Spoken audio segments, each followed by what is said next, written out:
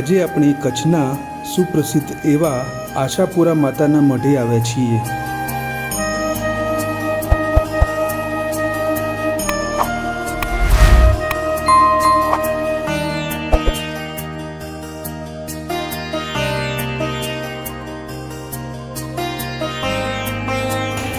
આ છે માતાના મઢનો પ્રવેશ દ્વાર। જય આશાપુરામાં શ્રી એન્કરવાલા પ્રવેશ દ્વાર।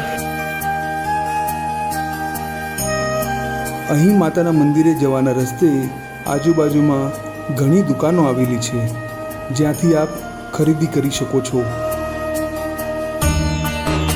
કચ્છના રણમાં આવેલું એક પવિત્ર અને અદ્ભુત સ્થાન માતાનો મઢ। અહીં વસે છે આશાપુરા માતા, જે ભક્તોની દરેક આશા પૂર્ણ કરે છે।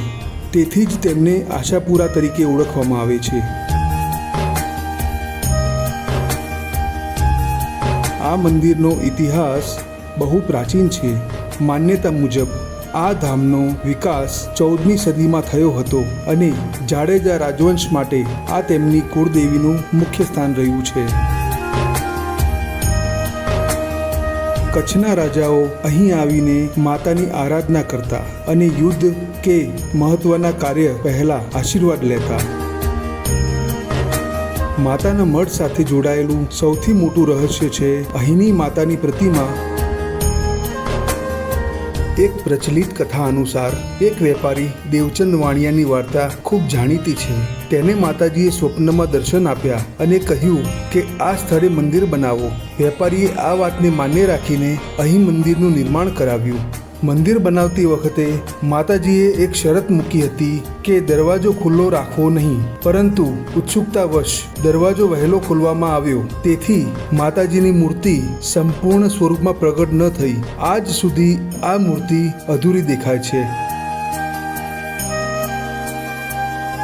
અહીં એક વધુ અદ્ભુત વાત છે। મંદિરની અંદર પ્રગટતી અખંડ જ્યોત। વર્ષોથી આ જ્યોત સતત પ્રગટ છે અને ક્યારેય બુઝાઈ નથી। ભક્તો માને છે કે આ માતાની દિવ્ય શક્તિનું પ્રતીક છે। દર વર્ષે નવરાત્રિ દરમિયાન અહીં વિશાળ મેળો ભરાય છે। લાખો ભક્તો અહીં આવીને માતાના દર્શન કરે છે અને પોતાની માનતા માંગે છે। માન્યતા એવી છે કે દિલથી માંગેલી દરેક ઈચ્છા અહીં જરૂર પૂર્ણ થાય છે। માતાનો મઢ માત્ર એક મંદિર નથી, પણ આસ્થા, શ્રદ્ધા અને ચમત્કારનું જીવંત કેન્દ્ર છે। અહીં આવનાર દરેક વ્યક્તિને એક અદ્ભુત શાંતિ અને આધ્યાત્મિક શક્તિનો અનુભવ થાય છે।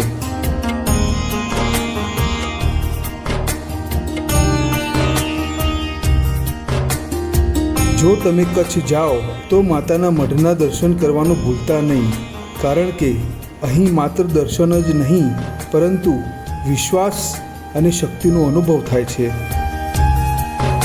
જો આ વિડીયો આપને ગમ્યો હોય તો કોમેન્ટમાં અમને જરૂર જણાવશો અને આવા જ અવનવા વિડીયો જોવા માટે અમારી ચેનલને હમણાં જ સબસ્ક્રાઈબ કરો। જય આશાપુરા માતા।